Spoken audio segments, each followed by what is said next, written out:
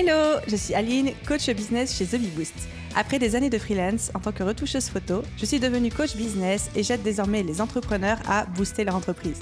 Si vous êtes à la recherche de stratégies, d'astuces, de retours d'expérience, de partage et d'une bonne dose de bonne humeur, vous êtes au bon endroit.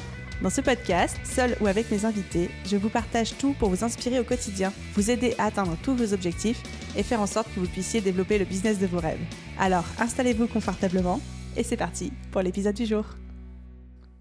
Hello les amis et bienvenue dans l'épisode 143 du podcast Je peux pas, j'ai business. Je suis comme toujours absolument ravie de vous retrouver. Alors aujourd'hui on va parler d'un gros sujet sur lequel j'ai reçu énormément de questions et disons que je suis plus en train de créer cet épisode de podcast pour vous apporter un point de vue différent que celui qu'on veut bien entendre et voir de partout en ce moment et surtout pour vous faire bénéficier de mon expérience personnelle. Donc ça va être un petit peu un podcast racontage de life. Pour une fois, on n'est pas sur un podcast en mode plan d'action, mais plutôt en mode retour d'expérience. Aujourd'hui, on va parler du CPF. Donc le CPF, c'est le compte professionnel de formation. On en entend énormément parler de par l'État, mais aussi de par énormément de formateurs, de publicités. Je suis prête à mettre ma main à couper que beaucoup d'entre vous êtes démarchés soit par texto, soit par appel, soit par mail de manière extrêmement agressive sur le fait d'utiliser votre CPF. Pour ceux qui ne seraient pas au courant, votre CPF, donc encore une fois, c'est le compte personnel de formation, c'est un droit à la formation qui se concrétise sous la forme d'une enveloppe avec quelques dizaines, centaines, voire même parfois milliers d'euros en fonction du temps que vous avez passé à travailler. En fait, chaque année, vous cotisez dans cette cagnotte de manière complètement transparente pour vous et ensuite, vous pouvez utiliser cette cagnotte dès que vous en avez envie pour financer une formation à condition que la formation en question soit disponible sur le catalogue du fameux CPF. Et le CPF, c'est quelque chose qui a été énormément démocratisé par l'État depuis l'année 2019, qui est l'année où ils ont tout centralisé sur un site. Ils ont beaucoup simplifié en fait l'accès et l'utilisation de cette cagnotte, de votre CPF, et ils ont énormément communiqué dessus. Ils ont aussi facilité le système pour nous, en tant que formateurs, apparaître sur le catalogue CPF et rendre nos formations éligibles. Ce qui fait qu'aujourd'hui, beaucoup de gens en parlent, beaucoup de gens souhaitent utiliser leur CPF parce que des fois, on n'était même pas au courant que cet argent était disponible et qu'il existait. Et dans notre petit milieu aujourd'hui de l'entrepreneuriat, énormément de gens voient et parlent du CPF comme étant la nouvelle manne financière pour ceux qui vendent ou proposent de la formation en ligne et que tout le monde doit avoir ses formations éligibles au CPF, etc. Et donc, en conséquence de cette ultra communication sur le sujet, aujourd'hui, les clients demandent tout le temps si les formations, pour tous ceux d'entre vous qui proposent de la formation en ligne, sont éligibles au CPF. Et peut-être qu'aujourd'hui, vous vous dites, est-ce que je dois le faire? Est-ce que c'est une bonne idée? C'est quoi les inconvénients? C'est quoi les avantages? Est-ce que vraiment je suis éligible? Est-ce que c'est compliqué? À qui ça s'adresse? De quoi il faut que je me méfie, etc. Et dans l'épisode d'aujourd'hui, on va répondre à toutes ces questions. Et encore une fois, je vais vous faire mon propre feedback qui va à l'encontre entièrement de tous ceux que vous pouvez bien entendre jusqu'à aujourd'hui. Et je vais vous partager mon expérience personnelle qui n'est pas une bonne expérience, qui n'est clairement pas une bonne expérience. Alors, pour la petite histoire, le CPF, je l'ai proposé entre septembre 2020 et janvier 2021. Et ensuite, j'ai décidé de faire marche arrière et aujourd'hui, je ne le propose plus. J'ai reçu tellement de questions par rapport à ça que je crée cet épisode pour tous ceux qui m'ont posé la question pour vous raconter ce qui s'est passé et surtout pour tous ceux qui me la poseront dans les semaines et les mois à venir parce que je sais que ça va continuer. Je pourrais les renvoyer directement vers cet épisode.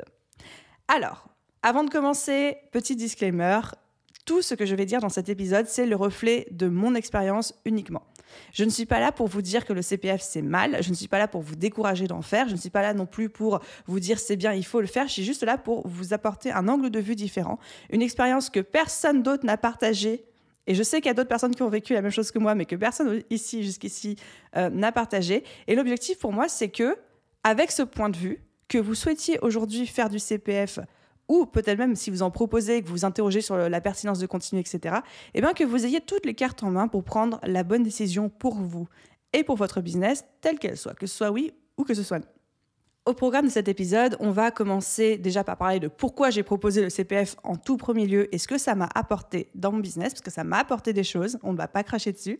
Ensuite, ma mauvaise aventure de fin 2020 et pourquoi j'ai arrêté de proposer le CPF. Est-ce qu'il est possible de faire de la formation aujourd'hui si on ne propose pas la prise en charge CPF? Je vais répondre à cette question qu'on me pose énormément. Si à l'avenir, je compte le reproposer ou non. Et en fin d'épisode, je ferai un résumé très rapide des 3 arguments pour et 3 arguments contre à évaluer, évidemment, en toute conscience avant de se lancer. Avant de commencer cet épisode et de vous faire part de mon retour d'expérience, je voulais juste dire pour ceux d'entre vous qui seraient intéressés sur la démarche, clairement quelles sont les étapes, les démarches à faire pour devenir organisme de formation et proposer des formations éligibles au CPF. J'ai enregistré un épisode de podcast avec Amel Rachem, qui est une entrepreneuse spécialiste du sujet. C'est l'épisode numéro 91. Je vous mets le lien dans la description de cet épisode. Donc, je ne vais pas ici vous expliquer comment on fait pas. Mais si vous êtes intéressé par le sujet, que vous voulez avoir une espèce de ligne directrice de plan d'action, je vous renvoie vers cet épisode-là. Ok, c'est parti. Du coup, première chose, pourquoi déjà en premier lieu j'ai proposé le CPF en 2020 et qu'est-ce que ça m'a rapporté ? Alors, c'était le début de la grande mode du CPF au printemps 2020, c'est-à-dire quelques mois après que l'État ait commencé à mettre en place toute sa campagne en mode « Coucou, on a simplifié l'utilisation du CPF, maintenant on a un site unique, vous pouvez y aller facilement, etc. » Et j'ai découvert ce sujet-là, moi, en tant qu'entrepreneuse, avec mon amie Amel Rachem, qui est donc spécialiste des sujets CPF, Datadoc, Calliope, organismes de formation, etc., qui m'a dit « Mais Aline, tu as ton lancement de la BSB Academy, pourquoi tu ne proposes pas le CPF ?» Et moi, la question ne s'était même jamais posée, je ne savais même pas que c'était possible, que j'étais éligible. Et j'avais mon premier lancement prévu en septembre 2020. Et Amel m'a convaincue de tenter l'aventure. Donc, j'ai suivi sa formation sur le sujet, sur comment devenir organisme de formation, comment obtenir son Datadoc et s'inscrire sur le catalogue du CPF. J'ai commencé les démarches en juin 2020 et septembre 2020. Alors, c'était très ric-rac au niveau du timing, mais quelques jours avant le lancement officiel de la BSB, en septembre 2020, j'ai pu obtenir mon Datadoc. Donc, j'ai créé mon organisme de formation auprès de la Directe. J'ai passé mon Datadoc que j'ai obtenu. Petite parenthèse, le Datadoc qui est aujourd'hui le critère qualité à obtenir pour pouvoir mettre une formation sur le catalogue du CPF, c'est un critère qui disparaît fin 2021, qui est remplacé en 2022 par le fameux Calliope, dont vous avez peut-être entendu parler déjà. Je ferme la parenthèse. Donc, j'ai eu mon Datadoc, je me suis mis sur le catalogue du CPF et j'ai pu proposer le CPF pour mon lancement, pour mon tout premier lancement de la BSB Academy. Ça a été, on ne va pas se mentir, rendons à César ce qui est à César, un véritable booster pour mon lancement, puisque je suis partie avec un objectif de faire ce premier lancement, donc premier gros lancement de ma vie, avec un objectif de 200 000 euros. Et on est arrivé finalement à 350 000 euros de chiffre d'affaires, avec sur ces 350 000 euros une moitié de dossiers CPF. Donc, conclusion, j'ai été ultra heureuse de ces résultats et clairement, ils ont été atteints grâce au CPF. Sans le CPF, je pense que j'aurais fait mes 200 000 euros, mais que j'aurais pas fait beaucoup plus et certainement pas 150 000 euros de plus comme ce qui s'est passé ici. Pour la petite histoire d'ailleurs, j'ai énormément d'élèves de la promotion 2020 qui m'ont dit qu'ils étaient passés par leur CPF parce que c'était facile, parce que c'était disponible, parce que c'était l'occasion d'utiliser leur cagnotte, mais que dans tous les cas, ils auraient acheté quoi qu'il advienne. Donc, je fais cette petite parenthèse pour vous dire, c'est pas parce que vous ne proposez pas le CPF que les gens n'achètent pas chez vous, mais quand vous le proposez, c'est toujours une carte de plus dans votre manche.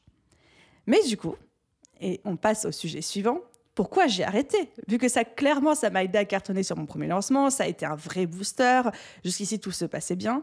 Qu'est-ce qui s'est donc passé fin 2020 qui a fait que j'ai arrêté le CPF ? Vous n'êtes pas prêts pour l'histoire. Donc déjà, novembre 2020, il y a un premier petit signal d'alarme qui s'allume, c'est-à-dire qu'il y a un décret qui passe sur la condition des SIRET d'entrepreneurs. Il faut savoir que j'étais rangée dans une case du catalogue CPF qui me dispensait d'avoir des grandes certifications RNCP ou RS comme les grandes écoles, parce que j'étais dans la case création et reprise d'entreprise, avec la BSB qui clairement aide les entrepreneurs à développer leur business. Et du coup, le fait d'être dans cette case-là, et que je participe à l'effort national d'encourager l'entrepreneuriat, l'économie, la création d'entreprise, etc., ça m'offrait un petit passe-droit. Et aujourd'hui, ce fameux passe-droit, tout le monde l'utilise. Toutes les personnes qui vous proposent le CPF pour vendre leur formation en ligne sont dans ce fameux passe-droit, création et reprise d'entreprise, ou alors validation d'acquis, bilan de compétences, etc. Il y a très peu de formations qui ont fait l'effort de déposer une certification au répertoire spécifique ou au RNCP. Et du coup, novembre 2020, il y a un décret qui passe en disant maintenant, à partir de maintenant, toutes les formations qui sont dans cette case passe-droit de la création et de la reprise d'entreprise ne pourront vendre qu'à des personnes qui n'ont pas encore de numéro de SIRET. Et donc, moi, je me suis dit, merde, moi, la plupart de mes élèves sont des gens qui sont déjà lancés, qui ont déjà un numéro de SIRET, donc en fait, je ne peux plus rentrer dans la case de ce passe-droit. Je précise d'ailleurs qu'à l'heure où j'enregistre cet épisode de podcast, c'est-à-dire en novembre 2021, un an plus tard, ce décret n'est plus applicable. Ils ont fait marche arrière et donc ils l'ont sorti, ça a fait gueuler tout le monde et du coup, ils l'ont enlevé. Donc, c'était une des premières raisons qui a été un signal d'alarme dans ma tête, mais aujourd'hui, ce n'est plus en cours, ce n'est plus quelque chose qui existe. Donc déjà à ce moment-là, j'avais commencé à me renseigner sur comment je pouvais faire autrement, est-ce que je pouvais déposer une compétence au répertoire spécifique, mais c'était très cher, c'était très compliqué, ça m'obligeait à adapter ma formation d'une manière dont j'avais pas envie. Enfin voilà. Et donc je commençais à avoir un petit premier signal d'alarme en me disant, bon, qu'est-ce qui va se passer si j'ai plus le CPF? Et là, fin décembre 2020, le coup près tombe. Et je n'ai pas parlé de cette mésaventure avant, parce que c'était un dossier qui était toujours en cours. C'est un dossier qui s'est résolu en août 2021, donc ça a duré 8 mois. Et je ne voulais prendre aucun risque par rapport à ça tant que l'affaire était en cours.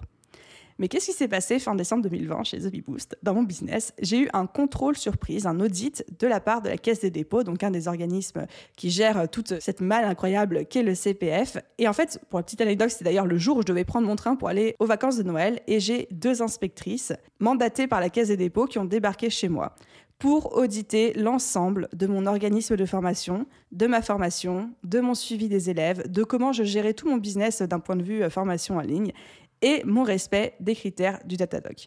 Donc, c'est-à-dire que vous avez 2 personnes qui arrivent chez vous, qui tapent à la porte, qui vous disent « Bonjour Madame Bartoli, contrôle de la Caisse des dépôts, allumez votre ordinateur, on s'assoit à côté de vous » et qui passent 8 heures, et 8 heures, c'est une journée très longue, avec vous, à tout auditer.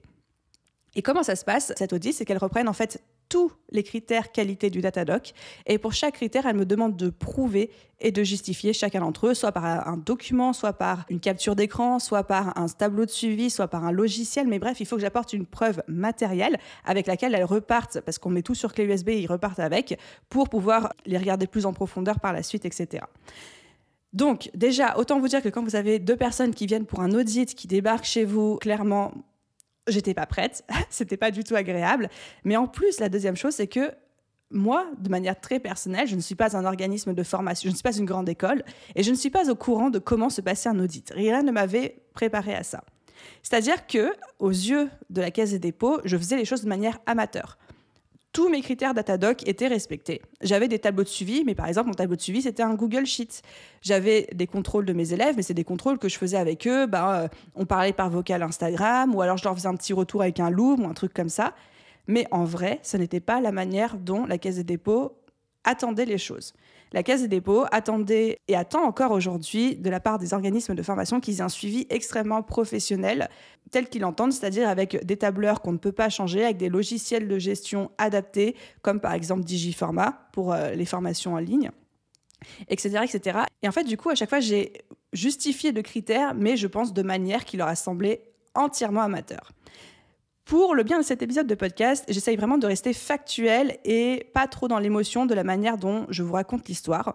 J'ai personnellement énormément de soupçons et d'avis sur pourquoi j'ai été contrôlée et les a priori sur lesquels j'ai eu la sensation d'être jugée quand les gens sont venus chez moi, mais je ne vais pas les exprimer dans cet épisode tout simplement parce que je ne veux pas qu'un jour ils tombent dessus et qu'ils m'accusent de diffamation ou de quoi que ce soit. Bref, je ne veux pas mettre mes émotions et mes interprétations là-dedans, mais en tout cas, mon erreur à moi, ça a été de ne pas savoir comment se passait un audit et de ne pas, du coup, pouvoir le préparer en conséquence et de ne pas avoir peut-être mis en place la gestion nécessaire pour l'organisme de formation. C'est-à-dire qu'aujourd'hui, on ne peut pas faire nos suivis avec un tableur Excel sur Google Sheet de manière un petit peu aléatoire et on ne peut pas faire de suivi avec ses élèves en leur envoyant des vocaux, des looms, des choses comme ça. Il faut que les choses soient beaucoup plus cadrées pour passer en cas d'audit. Pour la petite anecdote, une des premières questions que les 2 inspectrices m'ont posées, c'était « Est-ce que vous êtes au Datadoc ?» J'ai dit oui. Et elles sont passées à la question suivante. Et dans le rapport que j'ai reçu, il était marqué noir sur blanc « L'organisme n'a pas son Datadoc ». Alors moi j'ai dit pourquoi ? Tout simplement parce que je n'avais pas fourni de preuves écrites ou je n'avais pas fourni de vidéos de capture d'écran parce que quand on est Datadoc, on n'a pas de certificat. Je ne leur ai pas montré physiquement en me connectant sur le site du Datadoc que j'avais l'estampillage validé. Mais comme c'était juste une parole orale de ma part, elles ne l'ont pas pris en compte, alors que pourtant c'était le cas. Et donc dans le rapport qui a été transmis, c'est marqué que je ne suis pas datadocké. Donc évidemment, j'ai contredit ce rapport, j'ai apporté les pièces nécessaires après coup, etc. Mais pour vous dire que j'étais pas du tout dans un mood de contrôle d'audit, j'avais pas du tout conscience de comment ça se passait. Et j'ai pas forcément fait les choses de la manière dont les gens attendaient que je les fasse. Bref, ça a été une très mauvaise expérience, même si au final, je n'ai pas eu d'amende, j'ai pas été obligée de rembourser des sommes perçues, etc. Parce qu'au final, tout avait été bien fait, c'est juste fait pas de la bonne manière. Donc j'ai juste reçu l'équivalent d'un énorme carton rouge en mode, il y a plein de trucs qui vont pas, la prochaine fois qu'on vous contrôle, vous avez intérêt à être dans les normes. Bon, entre-temps, je suis complètement sortie du parcours de formation initiale, je ne propose plus le CPF, etc. Donc la question ne va pas se poser. Mais tout ça pour vous dire un petit peu ce qui s'est passé. Et ce n'est pas les témoignages que j'ai entendus de partout. Et à cette anecdote très stressante de fin d'année 2020, s'est ajoutée la fin de formation. Donc la fin de la BSB, c'était officiellement fin 2020 aussi, exactement au même moment que mon audit. Donc je vous laisse en tirer vos propres conclusions. Et en fait, du coup, tout le mois de décembre et de janvier a été consacré à la gestion de la sortie de formation de mes élèves, de mes apprenants. Il faut savoir que quand on est au Datadoc, si la formation n'est pas suivie, la formation n'est pas payée. Si l'élève a suivi que 30% de la formation à la date de fin, vous êtes payé que 30% par la caisse, par le CPF, et que même si l'élève suit la formation plus tard, vous n'êtes pas payé du reste. Donc en fait, j'ai dû, pendant un mois, contacter mes élèves et leur demander de finir la formation et vérifier qu'ils l'ont bien fait. Et ça a été très dur de passer 30 jours à contacter, à harceler les élèves. Ça a été hyper chronophage pour moi, ça a été hyper désagréable pour eux et j'ai pas du tout kiffé. C'est absolument pas l'expérience que je souhaite proposer à mes élèves. C'est pas les émotions que j'ai envie de leur faire vivre et donc ça m'a énormément dérangé de devoir faire ça pour pouvoir, moi, être payée ensuite par le CPF. Donc en fait, entre cette audit surprise qui s'est pas très bien passé, plus ce côté très relou administratif de gestion, j'ai pris la décision de ne pas renouveler mon CPF. Alors, ça m'amène à la question suivante, qui est une question que vous me posez énormément, particulièrement sur Instagram. Je reçois beaucoup de messages privés par rapport à ça. C'est, est-ce que c'est possible aujourd'hui, en 2021, en 2022, de faire de la formation, de proposer de la formation en ligne sans CPF? La réponse à ça est un grand oui. Évidemment que oui, parce que justement, j'ai pris cette décision. Et en avril 2021, j'ai dit, écoutez les gars, on va faire un lancement. Je veux faire 500 000 € de lancement, mais il n'y aura pas de CPF. Et là, je ne vais pas vous mentir, les membres de mon équipe se sont regardés en mode, ah ouais, on va faire comment? Et je savais que je prenais un risque. Moi-même, du coup, je ne savais pas quels allaient pouvoir être les résultats sans avoir la carte CPF. Mais je me suis vraiment dit, pour moi, le jeu n'en vaut plus forcément la chandelle. Je préfère faire un peu moins de ventes, mais avoir des élèves hyper qualitatifs, motivés, engagés, qui ont payé, pas d'administratif à faire, pas d'audit surprise, n'est-ce pas? Mais voilà. Et au final, qu'est-ce qui s'est passé? Sur un objectif de 500 000, on a fait plus de 750 000 € de chiffre d'affaires sur ce lancement. Pareil, j'ai enregistré tout un épisode de podcast où je vous débriefe sur les stratégies, la communication, le marketing, etc. Comment on a fait ce lancement.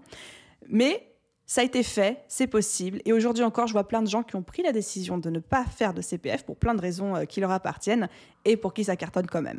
Donc, ce n'est pas parce que tout le monde vous dit qu'il faut le faire que si vous n'en avez pas envie, vous êtes obligé de le faire, bien au contraire.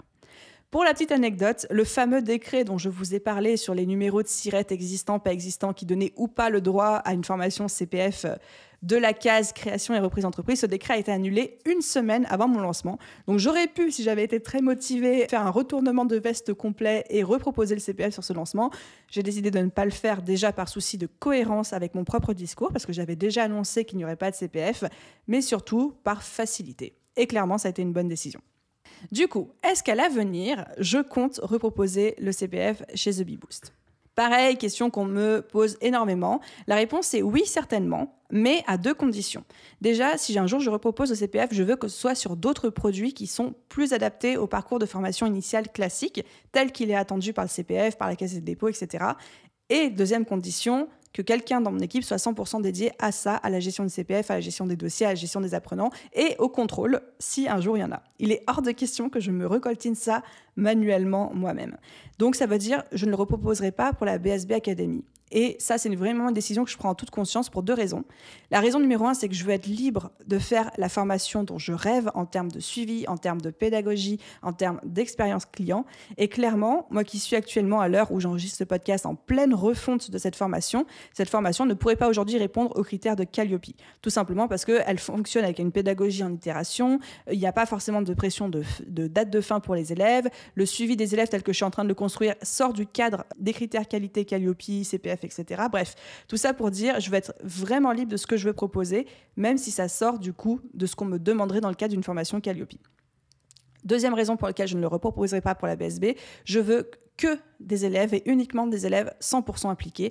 Et on ne va pas se mentir, c'était une petite minorité des dossiers CPF que j'ai eu à gérer, mais on ne va pas se mentir. Quand les gens ne payent pas eux-mêmes de leur propre poche une formation, quand c'est leur fonds de formation, leur CPF qui a payé la formation, ils sont moins engagés, ils sont moins impliqués, ils suivent pas forcément toute la formation, ils sont moins à fond, ils font moins les exercices et du coup, ils ont moins de résultats. Et moi, ça m'intéresse pas d'avoir des gens, ça m'intéresse pas d'être payé pour des gens qui n'ont pas de résultats derrière. Donc, tout simplement, le fait de ne pas proposer le CPF, ça me coupe un petit peu de ça. Encore une fois, je caricature un petit peu parce que c'était vraiment la minorité d'élèves CPF que j'ai eu qui rentraient là-dedans. La plupart d'entre eux étaient très contents de pouvoir bénéficier de leur CPF pour la BSB Academy et se sont hyper impliqués, ont donné le meilleur d'eux-mêmes, ont eu plein de résultats, etc. Donc là, je parle vraiment d'une très petite minorité, mais petite minorité, ce qui a été compliqué à gérer. Et ensuite, mon dernier argument, et le fait que je ne le reproposais pas pour la BSB, c'est parce que je crois du fin fond de mes tripes que si aujourd'hui la personne n'a pas l'argent pour financer la BSB, c'est peut-être que ce n'est pas la bonne formation pour lui. La BSB, c'est une formation qui est à destination des entrepreneurs qui sont soit en plein lancement, soit déjà lancés, qui galèrent un petit peu à trouver des clients et qui ont envie vraiment de passer au stade supérieur, qui ont envie de bien faire les choses, qui ont envie de construire une machine qui roule. Mais si clairement les personnes n'ont pas l'argent pour financer cette formation, sachant qu'on propose des paiements sur 3 mois, sur 6 mois, etc., je me dis si la personne ne peut pas sortir 230 € par mois ou 250 € par mois pour payer la formation, c'est peut-être que ce n'est pas la bonne formation ou le bon investissement pour elle. Et donc, c'est aussi pour moi une espèce de garde-fou d'être sûr que les gens ne se saignent pas à blanc pour intégrer la formation, parce que je me sentirais très coupable si c'était le cas. Donc voilà les amis, un petit peu un 360 degrés sur mon expérience avec le CPF. Encore une fois, je ne suis pas là pour dire il ne faut pas faire de CPF. Et je ne suis pas là pour dire il faut en faire. Je suis juste là pour dire voilà mon expérience, voilà comment ça s'est passé. Et voilà aussi pourquoi aujourd'hui je suis sceptique, parce que tout n'est pas rose, malgré ce que certaines personnes essayent de nous faire croire. Et j'ai envie de rajouter ce point supplémentaire sur lequel j'ai vraiment envie d'éveiller votre attention. Aujourd'hui, énormément de formateurs en ligne ont sauté sur l'occasion de faire du CPF. Certains le font très bien dans les règles et c'est génial. Et j'applaudis leur effort parce que ça permet vraiment de rendre leur formation accessible à des gens qui n'auraient pas pu y avoir accès autrement. Mais énormément de personnes, et quand je dis énormément, c'est énormément de personnes dans le milieu de l'infopreneuriat et même en dehors, font n'importe quoi avec le CPF. Font n'importe quoi, mentent, ne remplissent pas les critères qualité, etc. Bon, et c'est pour ça que la Caisse des dépôts, mais ils l'ont dit, on le voit dans les lettres qu'on reçoit quand on est organisme de formation, etc., ils ont lancé une véritable chasse aux sorcières contre tous les infopreneurs et toutes les personnes qui ne font pas sérieusement leur CPF. C'est-à-dire, ils contrôlent, ils mettent des amendes, ils pénalisent, ils jartent, etc. Sachant qu'en termes d'abus, on a déjà vu des gens utiliser le CPF pour vendre des fenêtres. Donc, tout ça pour vous dire, il y a vraiment des gros abus. C'est pas parce qu'il n'y a pas un petit détail que vous ne gérez pas que vous allez forcément être pénalisé, loin de là. Mais sachez que le CPF est au courant de qui sont les infopreneurs et qu'ils ils sont en train de lancer, ils sont en plein dedans, une énorme chasse aux sorcières là-dessus. Donc, il faut le savoir, il faut être préparé. Et il faut être préparé à la possibilité d'être contrôlé, audité, en tant qu'organisme de formation si vous êtes dans le parcours CPF. Si aujourd'hui vous êtes adossé à un organisme de formation, c'est-à-dire que ce n'est pas vous qui proposez le CPF, mais que vous êtes en partenariat avec un organisme de formation qui gère tout ça pour vous, vous ne risquez pas d'être audité. C'est eux qui le seront, c'est pas vous, donc là vous êtes entre guillemets protégé. Bref, je vais conclure cet épisode par un petit récap et j'ai listé 3 arguments pour le CPF et 3 arguments contre. C'est à la fois l'occasion pour moi de 1. Résumer un peu tout ce qu'on a dit, 2. que vous ayez une vision d'ensemble des avantages et des inconvénients, et surtout, encore une fois, d'appuyer mon propos qui est je ne déconseille pas forcément le CPF, je veux juste qu'il soit fait en toute conscience, à la fois pour vous et à la fois pour vos élèves. Donc, 3 arguments pour le fait de proposer le CPF quand on crée de la formation en ligne. Déjà, premier argument, c'est une super source de revenus quand on est formateur. C'est beaucoup plus facile de vendre à quelqu'un où on lui dit « Viens, on va utiliser ton CPF » versus « Viens, paye-moi 2 000 € de ta poche ». Donc, très belle source de revenus, surtout que quand on a bien fait les choses, on est exonéré de TVA sur ces revenus-là. Ensuite, deuxième argument pour, ça a permis un accès à la formation à tout le monde, y compris des élèves, des apprenants qui n'auraient pas pu accéder à votre savoir, à la qualité de votre formation sans leur CPF. Et ça, c'est génial parce que ça aide tout le monde, ça aide les Français à se former et ça, c'est top. Et 3, un très bon argument pro-CPF, c'est que ça permet d'augmenter la qualité des formations en ligne sur le marché et ça, c'est parfait. Parce qu'il y a des formations qui sont horribles, il y a des formations qui sont géniales et le fait d'avoir des critères qualité à respecter via le Datadoc et maintenant via Calliope aide à avoir une espèce de qualité minimum sur le marché qui est franchement très bonne et qui permet aujourd'hui d'avoir accès à des formations plutôt pas mal. Donc, en termes de tirer le marché vers le haut, en termes de qualité de ce qui est proposé, c'est génial. Mais il y a aussi des arguments contre le CPF et je vais vous lister maintenant 3 arguments contre. Première chose, quand on récolte l'argent de l'État, il faut s'attendre à ce que l'État vienne vous contrôler. Alors oui, je sais, c'est pas l'argent de l'État, c'est l'argent des impôts, des machins, des trucs, on a cotisé, oui. Mais en soi, c'est quand même l'État, c'est la Caisse des dépôts qui va vous payer à la fin de votre CPF. C'est pas les personnes en direct. Donc, quand on joue avec l'argent de l'État vient regarder ce qu'on fait. Voilà. Deuxième argument contre, c'est l'implication des élèves. Comme je vous ai déjà un petit peu cité tout à l'heure, quand on ne dépense pas de l'argent de notre propre compte en banque, quand on utilise une cagnotte extérieure, très souvent, les gens sont un petit peu moins impliqués. De la même manière que quand on propose quelque chose gratuit, souvent on observe que les gens sont beaucoup moins impliqués que quand ils ont payé très cher pour l'avoir, parce que quand ils payent, ils ont envie d'en avoir pour leur argent. Quand c'est pas eux qui payent, ils se disent j'y ferai plus tard, puis la procrastination vient, puis on trouve d'autres priorités, etc., etc. Et troisième argument contre le CPF, c'est que je suis pour la construction d'une communauté, d'une audience qui achètera parce que c'est vous qui vendez et non pas parce que c'est le CPF ou parce que c'est éligible CPF. L'argument derrière ça, c'est aujourd'hui les gens, ils n'ont pas 2 000 € de CPF par an. Peut-être qu'ils ont 2 000 € ou 1 000 € parce qu'ils ne savaient pas que leur CPF utilisait, mais ils vont l'utiliser une fois. Mais ils vont devoir attendre quand même presque 10 ans pour avoir de nouveau 2 000 € à dépenser. Donc aujourd'hui, tous les gens qui vendent uniquement grâce au CPF, vous ne pouvez pas vendre 2 fois, ni 3 fois, ni 10 fois la même personne, tout simplement parce qu'elle n'aura plus de cagnotte. Et quelqu'un qui a acheté avec son CPF, qui l'a dépensé chez quelqu'un d'autre, que ce soit un concurrent ou pas, ne veut plus le dépenser chez vous, forcément. Donc, si votre seul argument de vente aujourd'hui, c'est « je suis CPF », et si vous ne savez pas vendre d'une autre manière derrière, vous êtes dans la panade.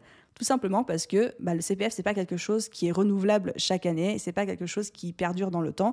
Et encore une fois, il y a de plus en plus de concurrence et je suis persuadée, mais vraiment persuadée, de par la conjoncture que prennent les choses, que les mesures pour devenir Calliope, pour être au CPF, tout spécialement quand on est infopreneur, etc., vont devenir de plus en plus sévères, de plus en plus rigoureuses, élitistes, tout simplement pour éviter que des gens indépendants qui débarquent de nulle part se mettent dans le catalogue du CPF. C'est triste à dire, mais il y a tellement d'abus aujourd'hui que je sens que les règles vont vraiment se durcir et faire en sorte qu'uniquement les gros organismes de formation puissent continuer à respecter les règles et à faire les choses bien. Alors, je suis d'accord, c'est horrible, c'est très triste, ça fait ultra chier pour les petits entrepreneurs comme nous qui avons des produits de qualité à proposer, etc. Mais je pense qu'à leur échelle, ils sont juste en train de se dire comment est-ce qu'on peut couper ces gens qui pompent l'argent pour vendre de la merde derrière et qu'ils prennent le risque de couper aussi des personnes indépendantes qui font de la qualité dans l'opération. Donc voilà les amis, un petit peu tout ce qui s'est passé, mon avis sur le CPF, les pour, les contre, en espérant encore une fois que ce retour d'expérience vous aide à prendre la meilleure décision pour vous et pour votre business. Mon message derrière ça, c'est même si vous proposez le CPF aujourd'hui, que ce soit en direct ou en vous adossant à un organisme de formation déjà existant, ce qui est le cas de beaucoup d'entre vous, je le sais, n'en faites pas votre seul argument de vente parce qu'il ne pourra pas tenir sur le long terme. Il va peut-être tenir 1 an, 2 ans, peut-être 5 ans, mais demain, les règles vont tellement se durcir qu'il faut que vous ayez une porte de sortie. Construisez une audience, mettez en place des stratégies marketing, des stratégies de vente à côté de ça. Ne mettez pas, je vous en supplie, tous vos œufs dans le même panier parce qu'on ne sait pas de quoi demain sera fait. Et quand on se repose entièrement sur un système que nous ne contrôlons pas nous-mêmes, c'est être à la merci de ce système. Mais ça, c'est valable pour le CPF, c'est valable pour les algorithmes d'une plateforme si vous êtes sur un seul réseau social, c'est valable pour quand on fait de la pub Facebook et que du jour au lendemain, une mise à jour Apple, genre iOS 14 débarque. Enfin, c'est valable pour tout mon business, mais aussi pour le CPF. Donc voilà, j'espère que cet épisode vous a plu. Si c'est le cas ou si vous avez d'autres questions, vous pouvez venir me les poser, soit par mail, soit sur Instagram, @TheBeBoost. Je suis toujours hyper ouverte à vous répondre, à confronter les idées. Si vous avez eu, vous, de votre côté, des mauvaises expériences similaires ou des bonnes expériences, bref, n'hésitez pas à venir papoter avec moi, ça me fait toujours très plaisir. Et si le podcast vous a plu, si cet épisode vous a plu, n'hésitez pas à le partager, surtout si vous savez quelqu'un dans votre entourage qui se questionne sur la nécessité et la pertinence de devenir organisme CPF. Maintenant, vous avez la réponse, envoyez-lui cet épisode. Je vous souhaite une super journée, soirée, après-midi, nuit, où que vous soyez. Et je vous dis à très vite dans un prochain épisode. Bye tout le monde!